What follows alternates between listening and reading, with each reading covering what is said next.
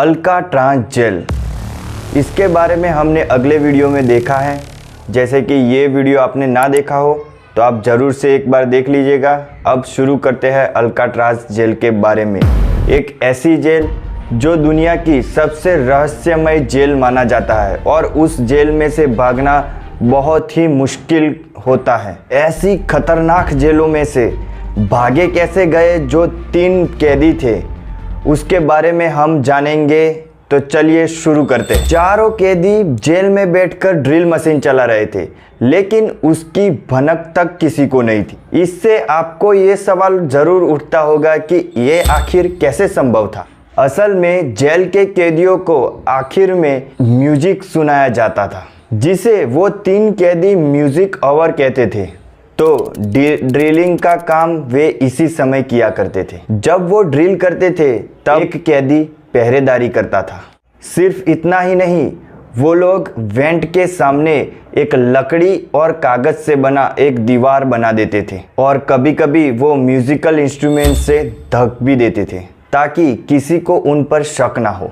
उन नकली दीवार को थोड़ा थोड़ा काटते और इतना बड़ा बना देते कि वो आसानी से एक इंसान आ जा सके। जिस सेल की मैं बात कर रहा हूँ उसके पीछे एक अंधेरी कॉरिडोर थी जिसमें मोटे मोटे पाइपलाइन लगे हुए थे। पहले वो लोग वेंट से निकलकर उस कॉरिडोर में पहुंचते, फिर पाइपों के सहारे वो ऊपर छत तक चढ़ जाते थे। अब सेल के बाहर आना तो उनके लिए संभव हो चुका था, लेकिन सबसे बड़ी चुनौती अब उनके सामने थी। समंदर पार कैसे करें, क्योंकि वो लोग द्वीप पर ही कहीं पर छुपे होते तो पुलिस उनको पकड़ लेती।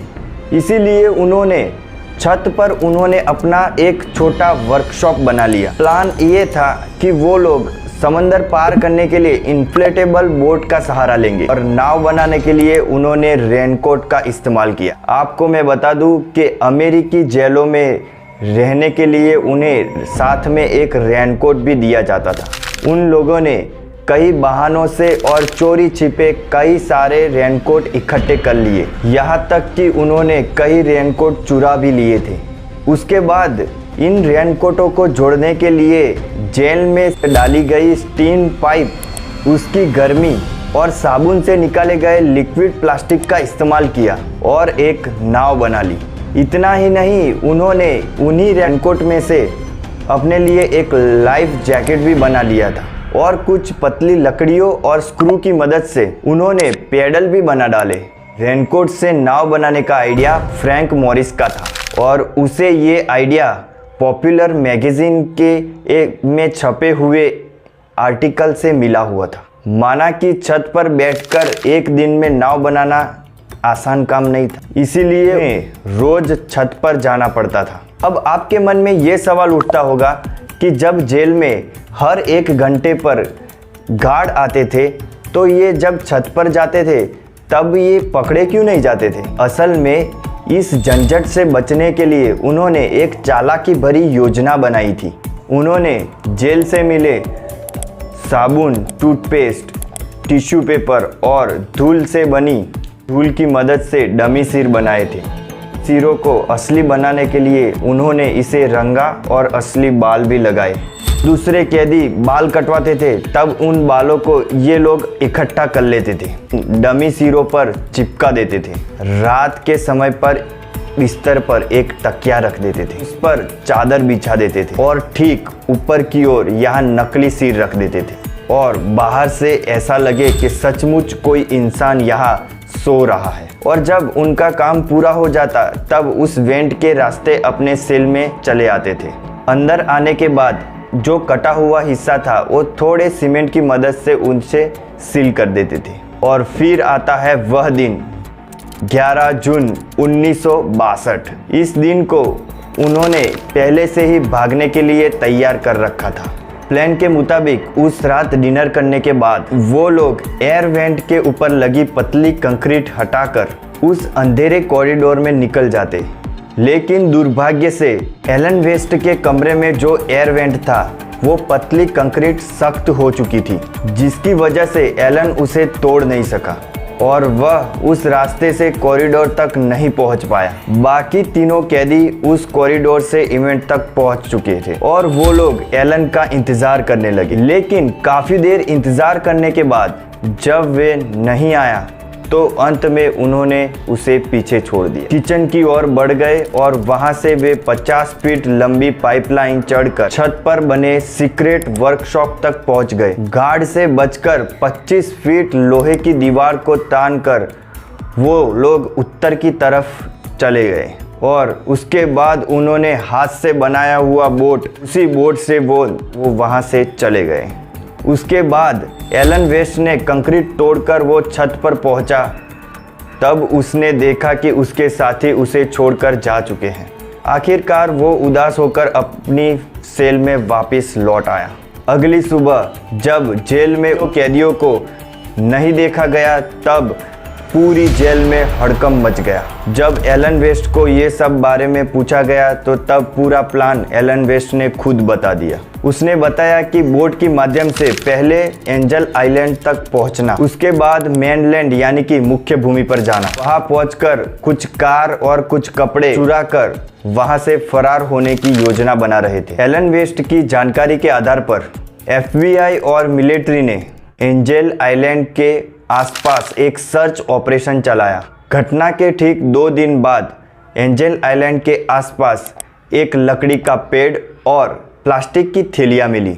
इन थैलियों में इंग्लैंड ब्रदर की परिवार की तस्वीरें और कुछ निजी सामान पाए। इन चीज़ों के मिलने से साबित हुआ कि एलन वेस्ट जो कह रहा था वो सही था। इसके अलावा आसपास खोजने पर उन तीनों के लाइफ जैकेट और कुछ सामान पाए गए। उसके बाद वहां पर एक डीप ऑपरेशन चलाया गया, लेकिन उसके बावजूद भी उन तीनों का कोई अता पता नहीं मिला।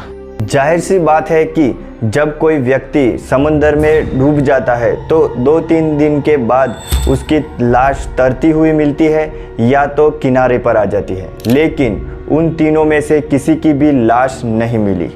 FBI ने इंग्लैंड ब्रदर्स के परिवार पर सख्त निगरानी रखी, लेकिन कोई फायदा नहीं हुआ।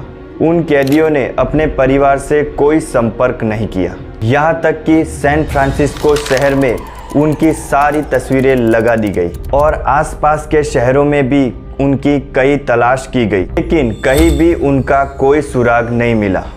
लेकिन FBI का जो ये निष्कर्ष था, जो 2 साल तक भी नहीं टिका, जब अल्काट्राज जेल का एक और कैदी रबर ग्लव्स की मदद से वाटर विंग्स बनाकर तैरते हुए गोल्डन ब्रिज तक पहुंच जाता है। वहां उसकी हालत इतनी खराब थी कि कुछ लोग उसे हॉस्पिटल में भर्ती कराते हैं। ठीक होने के बाद उसे दोबारा गिरफ्तार कर लिया गया। अब एक कैदी बिना किसी नाव के तैरकर गोल्डन ब्रिज तक पहुंच गया। वहीं इन तीनों के पास एक अस्थायी बोट थी और इंग्लैंड ब्रदर को तैरने में भी वो बहुत ही माहिर थे। जैसे जैसे समय बीतता गया, इस घटना से जुड़े रहस्य और गहरे होते गए। उसके बाद इंग्लैंड ब्रदर के फैमिली वाले को ये कहना था कि वो मदर्स डे पर अपनी माँ को कार्ड भी भेजते थे और ये कार्ड तब तक आते रहे जब तक उनकी माँ जीवित थी। इनकी माँ के अंतिम संस्कार पर लंबी दिखने वाली 2 महिला भी आई थी। वे कुछ देर कोने में खड़ी होकर रोई थी और फिर चुपचाप चली गई। यही 2 महिलाएं उनके पिता के अंतिम संस्कार पर भी दिखी थी। सन 1993 में एक जेल कैदी जो मृत्यु से जूझ रहा था, उसने उस नर्स को बताया कि उसने जो 3 कैदी भागे थे उनकी मदद की थी।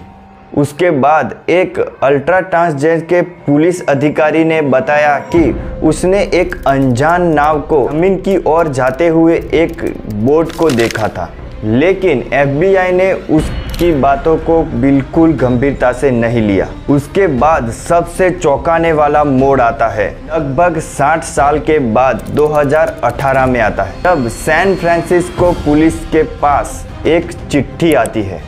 उस चिट्ठी में लिखा हुआ था कि उसने दावा किया कि वो खुद जॉन एंगलिन है और उसने लिखा था कि उसने अपने भाई और फ्रांस मॉरिस के साथ 1962 में अल्काट्राज जेल से भागने में सफलता पाई थी। उसने ये भी बताया कि फ्रैंक मॉरिस की मृत्यु 2018 में हो गई थी और उसे एक दूसरे नाम से अलेक्जेंड्रिया में दफनाया गया था। साथ ये भी बताया कि क्रेलिन्स की मृत्यु 2011 में हो गई थी।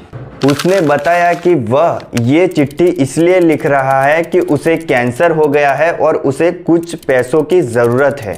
अगर सरकार मेरे इलाज का पूरा खर्च उठाएगी तो वो खुद सारे राज बताएगा जो उस रात वो जेल से भागे थे और खुद सरेंडर भी कर देगा। लेकिन FBI का कहना है कि ये एक फर्जी चिट्ठी थी और 2018 से लेकर अब तक ये केस अनसुलझा बना हुआ है। अब आप बताइए कि क्या वो तीनों इस जेल से भागे थे या फिर वो समुद्र में डूब गए थे या किसी शार्क का शिकार बन गए? अपनी राय कमेंट बॉक्स में ज़रूर बताना। लाइक करना, शेयर करना, सब्सक्राइब जरूर करना। मिलते हैं नए वीडियो में। जय हिंद।